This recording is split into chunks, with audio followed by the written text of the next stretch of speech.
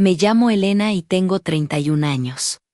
5 años de mi matrimonio con Andrew se sentían como algo sólido, confiable, casi predecible.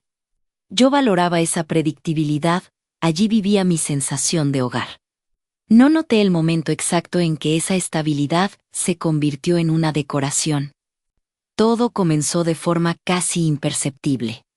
Andrew se volvió excesivamente atento, me traía café, me tocaba suavemente el hombro, me daba pequeños regalos sin motivo. Todo parecía dulce, incluso conmovedor, pero detrás de ese cuidado había algo artificial. Sus gestos no contenían calidez, sino una sombra.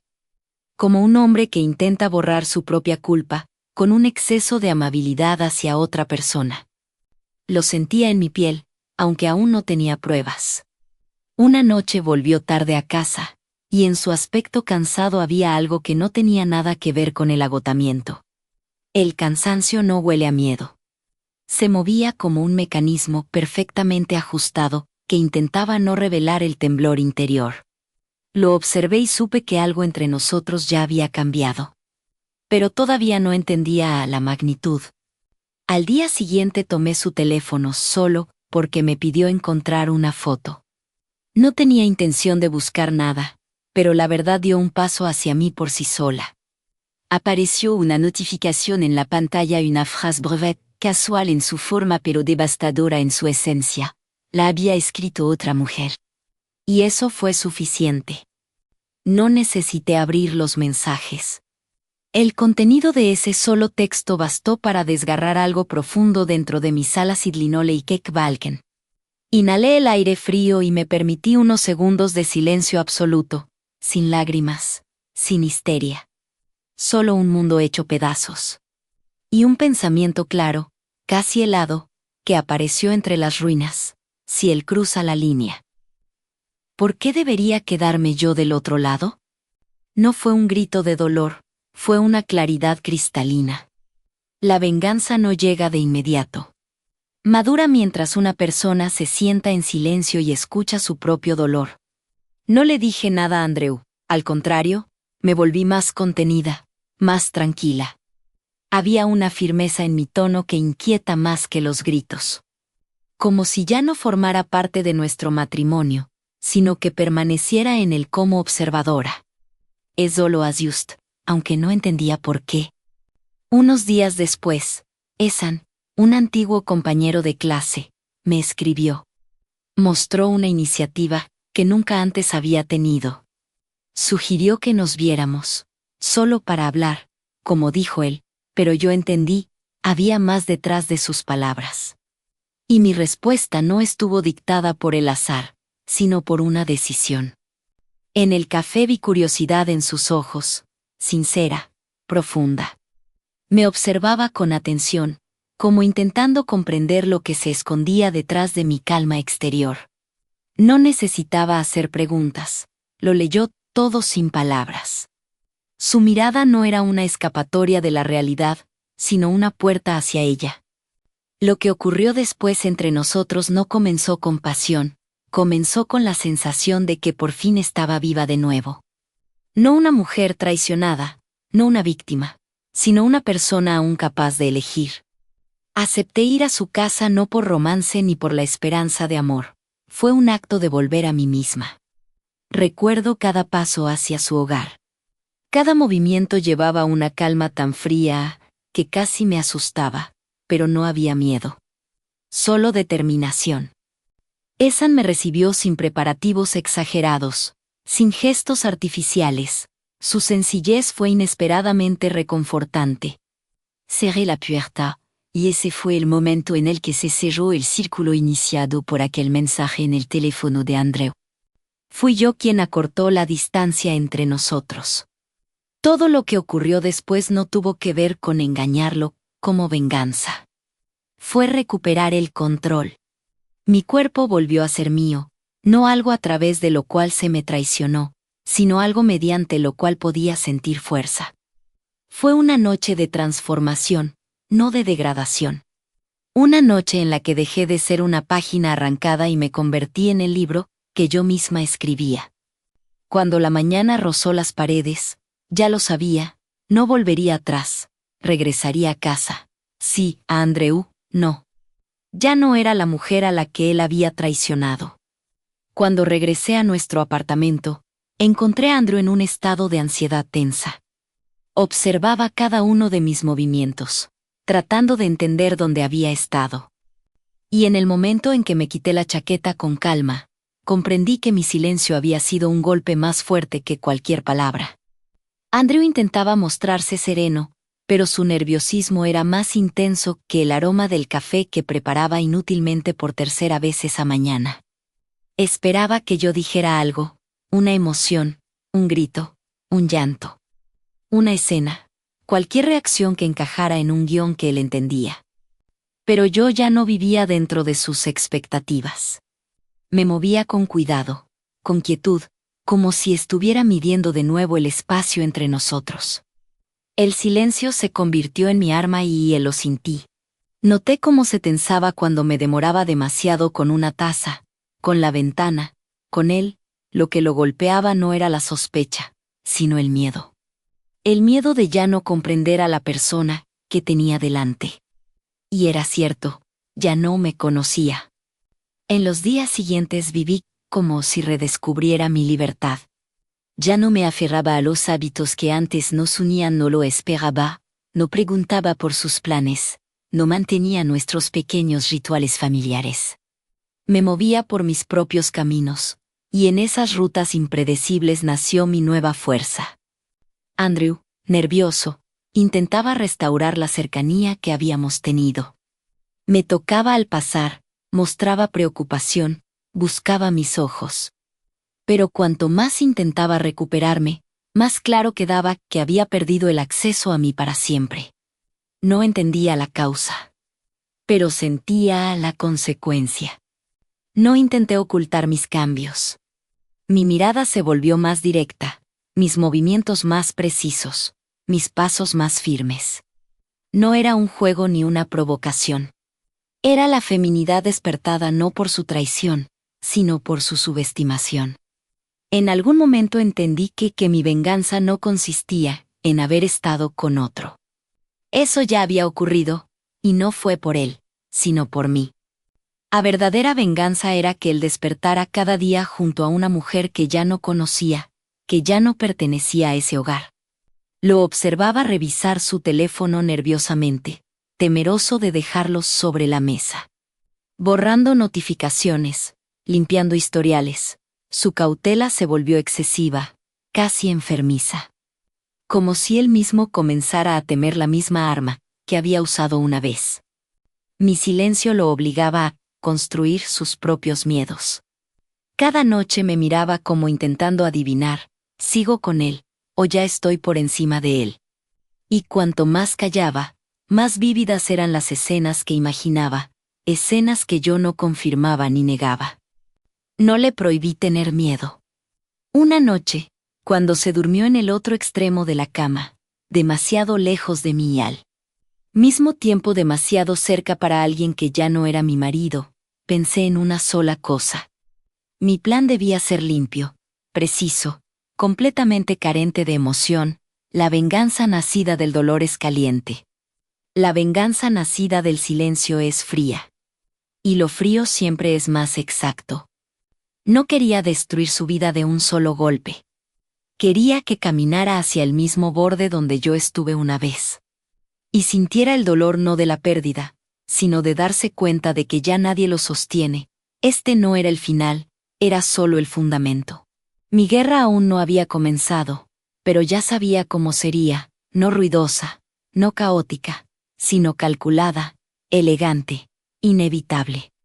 No iba a romperlo de una vez. Iba a desmontar, pieza por pieza, las partes de su mundo que él creía inquebrantables. La primera señal llegó una mañana cuando desperté antes que él, no por ansiedad, sino por claridad. Fue el momento en que sentí que dentro de mí comenzaba a formarse una ruta, un camino que estaba destinada a recorrer. No caos, no venganza nacida del dolor, sino estrategia. Cada paso era tan frío como el silencio que llenaba nuestra casa después de aquella noche. No quería destruirlo de inmediato. Los golpes repentinos le dan a una persona la oportunidad de recomponerse. Pero las grietas finas, esas que se extienden lentamente bajo la superficie, crean la destrucción más grande. Comencé por lo más importante, por mí. Mi primer paso fue invisible, recuperé mi tiempo. Ese tiempo que durante años había dedicado a sus necesidades, sus pensamientos, sus preocupaciones, sus hábitos. Me levanté de la cama y no preparé el desayuno, no pregunté cómo estaba.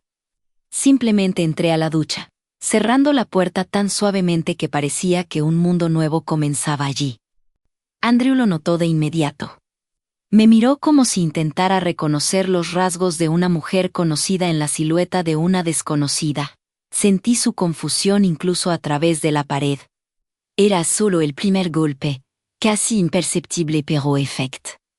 El segundo paso, la distancia. Empecé a vivir como si no estuviera casada. No engañándolo de nuevo, no buscando a Ethan, no creando nuevas variables en la ecuación. Simplemente borré a Andrew de la lista de mis centros. Hacía planes sin él y él lo notaba. Cuando regresaba tarde a casa, su postura siempre tenía algo quebrado. No era ira ni celos, sino miedo. Miedo de ya no saber qué papel tenía en mi vida. Por primera vez, tenía que enfrentarse no a un rival, sino al vacío en el que él mismo había desaparecido. El tercer paso caos en su confianza. Empecé a trabajar demasiado, a verme demasiado bien, a reír demasiado a menudo. No solo estaba tranquila, estaba viva. Y eso lo asustaba más que mi silencio. Veía que mi mirada ya no buscaba apoyo en él, y entonces nació en él un pensamiento, el más peligroso para alguien en su posición. Quizás ya no me necesita. Cambié mi estilo, no por él, no por Ethan, sino para recordarme a la mujer que una vez dejé en las sombras. Empecé a correr por las mañanas, a quedarme más tiempo en el gimnasio, a reunirme con personas con las que no hablaba desde hacía años. Mi vida dejó de ser una extensión de la suya. Recuperé mi espacio. Y Andrew, lenta pero inevitablemente, comenzó a perder el control del mundo que una vez creyó suyo. El cuarto paso, los espejos. No mencioné su traición. No hice preguntas, no pedí explicaciones. En cambio, le creé silencio, un silencio en el que escuchaba el eco de sus propias acciones. Nada duele tanto como la culpa, que vuelve a uno a través de la indiferencia de otro. Intentó iniciar intimidad. Tocó mi mano, deteniendo mi movimiento, dijo palabras destinadas a borrar la distancia. Pero no le di certeza alguna con mis reacciones. Estaba cerca, pero inalcanzable. Como una luz visible desde lejos, pero imposible de sostener en la palma. Me convertí en la mujer que él estaba perdiendo, cada día, milímetro a milímetro. El cuanto pasó la imprevisibilidad. Me permití ser ligera. Pero la ligereza ya no le pertenecía, sus días se volvieron tensos, sus noches insomnes. Empezó a quedarse más tarde en el trabajo, no porque estuviera ocupado, sino porque no quería volver a un lugar donde ya no conocía las reglas del juego. Esperaba el momento en que yo explotaría, en que diría las palabras que él se preparaba para escuchar. Pero seguí en silencio. Y con ese silencio, libré esta guerra de la manera en que él nunca podría, sin ruido, sin emoción, sin pérdidas de mi lado. Andrew comenzó a cometer pequeños errores, olvidar cosas de documento, revisar su teléfono nerviosamente. Vivía en una tensión capaz de devorar a cualquier hombre. Excepto aquel que alguna vez creyó ser demasiado seguro para verse afectado por ella. Cada día regresaba a casa un poco más temprano. Dejaba de distraerse con su teléfono. Intentaba estar cerca de mí más a menudo que antes. Y esa urgencia por restaurar algo que ya estaba perdido se veía casi trágica. Lo observaba como un cirujano observa la sanación de una herida, fríamente, sin emoción. pero con la comprensión precisa de que lo que ocurre dentro es completamente diferente de lo que se ve en la superficie, no apresuraba nada. Mi estrategia no se trataba de velocidad. Se trataba de la inevitabilidad. La primera grieta importante apareció en su trabajo. Siempre había sido concentrado, seguro, confiable. Pero ahora su mente estaba ocupada conmigo, o mejor dicho, con la versión de mí que ya no podía comprender. Cometió errores donde antes había sido casi perfecto. Sus colegas empezaron a notarlo. Y lo vi regresar a casa con ese silencio particular en los ojos, el que aparece en las personas que sienten su propia debilidad por primera vez. El segundo golpe cayó sobre su círculo social. Amigos que ayer parecían su apoyo, comenzaron a alejarse. No por algo que yo hiciera menos o toqué esa parte. Fue su propia tensión, su exceso, sus constantes intentos de demostrar que tenía el control lo que alejó a la gente. Las conversaciones con él se volvieron tensas, vacías. Lo vi perder lentamente su equilibrio social. La tercera grieta menos vuestro dormitorio. No fue el cuerpo ni la intimidad física lo que se convirtió en el problema, sino el espacio entre nosotros. Yo me acostaba tranquila, ocupando exactamente el espacio de alguien que duerme sin miedo. Y él se movía inquieto durante la noche, intentando alcanzar aunque fuera 1 centímetro donde pudiera sentir que yo aún estaba allí. Pero yo no me movía. Y esa quietud lo quebraba más que cualquier palabra. No era fría a propósito. Simplemente había dejado de ser dependiente. La cuarta grita, la incertidumbre. A veces regresaba tarde, no a menudo, no de manera teatral. Solo lo suficiente de forma natural, para que él no pudiera encontrar un patrón en mis acciones. Era el arte de no dar explicaciones. Y cada vez que volvía, él estaba sentado en la sala, como intentando reunir pistas que no existían. Comenzó a fatigarse de sus propios pensamientos. Una persona que cree saberlo, todo sufre más ante lo desconocido. La quinta grita, el miedo a perder. Noté su verdadera debilidad por primera vez cuando me entregó una taza de café y dejó que su mirada permaneciera 1 segundo más en mi mano. No era un gesto de amor ni de arrepentimiento. Era el gesto de alguien que teme que algo se le escape, y que ya no podrá recuperarlo. Había algo pequeño y humano en ese movimiento, algo que no había visto en él durante años. Por fin entendió, me estaba perdiendo, no porque me vengara. No porque hubiera otro hombre en mi vida. Sino porque yo había dejado de ser la mujer a la que él podía traicionar otra vez. La sexta grita, el miedo reflejado. Una mañana se quedó frente al espejo más tiempo del habitual. Sus hombros tensos, su mirada, perdida. Fue el momento en que comenzó a verse a sí mismo no a través de mis ojos, sino a través de la ausencia de la mirada, que alguna vez le dio sentido. Comenzó a entender que yo no iba a gritar, ni exigir explicaciones, ni luchar. Porque la gente lucha por lo que quiere conservar. Y yo no planeaba conservar nada. Mi plan no era destruir su vida. Solo creé las condiciones para que él comenzara a destruirla por sí mismo. Cuando un hombre pierde el suelo bajo sus pies, suele lanzarse hacia un lugar donde ya no existe camino. Andrew iba directo hacia allí, yo lo vi. Yo lo esperé. Cuando las grietas en su vida se volvieron demasiado profundas, cuando cada uno de sus movimientos adquirió esa fragilidad nerviosa que solo conocen quienes viven con miedo cada día. Entendí que había llegado el momento de terminar lo que había empezado. La venganza no debe ser una chispa, sino una sentencia. No una emoción, sino un hecho. No pensaba en la moral, yo no fui quien la destruyó. Fue él, la noche en que eligió a otra mujer. Lo que hacía ahora no era traición, era consecuencia. Esa no apareció en mi vida por casualidad, ni como distracción. Fue quien me devolvió la sensación de realidad cuando mi mundo se derrumbó. Fue la prueba de que aún podía elegir. Y ahora se había convertido en parte de otra cosa, en parte de mi punto sin retorno. Le escribí cuando Andreu estaba en el trabajo. Unas pocas palabras tranquilas, sin emociones, sin significados ocultos. Solo el hecho de un encuentro, que ya estaba decidido en mi mente. Fui a ver a Esan sin vacilaciones, sin dudas, sin miedo. Esta vez no hubo silencio entre nosotros en el que yo intentara encontrarme.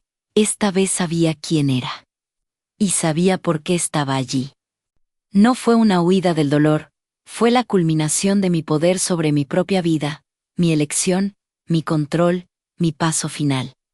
Observé a Ethan, la forma en que me tocaba menos atento, calmado, sin la mínima necesidad de exigirme nada. Era lo opuesto a Andreu en todo, y justamente por eso ese momento se convirtió en la venganza perfecta. Matemáticamente precisa. No se trataba de amor, ni de pasión, ni de romance. Fue un acontecimiento que puso el punto final a mi matrimonio. Un hecho que le arrebató a Andreu el derecho a explicaciones, a disculpas, a una segunda oportunidad. Cuando regresé a casa, Andreu estaba sentado en el sofá, encorvado, agotado por sus propias fantasías sobre lo que estaba ocurriendo. Sus ojos buscaban cualquier cosa menos cualquier señal que pudiera salvar su mundo. Pasé a su lado con calma. Mi aroma, mi silencio, mi mirada, todo hablaba más fuerte de lo que las palabras jamás podrían. En ese momento lo entendió, sin confesiones, sin pruebas. Vio en mi serenidad la verdad que había temido escuchar. Yo ya no le pertenecía. Y alguien más había tocado la parte de mí que él había destruido, con sus propias manos. Fue un golpe no a su orgullo, sino a su corazón. El tipo de golpe tras el cual los hombres o caen, o desaparecen. Andreu se quebró en silencio, sin gritos, sin agresión. Simplemente dejó caer los hombros como lo hacen quienes renuncian a la idea de que algo aún puede repararse. Vi como algo en él se apagaba para siempre, no sentí victoria. Sincère. La venganza no me hizo feliz, pero me hizo libre. Eso fue suficiente. Andreu se fue de nuestra casa 2 días después. Sin explicaciones, sin maletas, sin esperanza. Solo una sombra que comprendió que ya no tenía a quién regresar. Comencé mi vida desde una página en blanco, sin él, sin nuestro pasado. Y sin el menor rastro de arrepentimiento.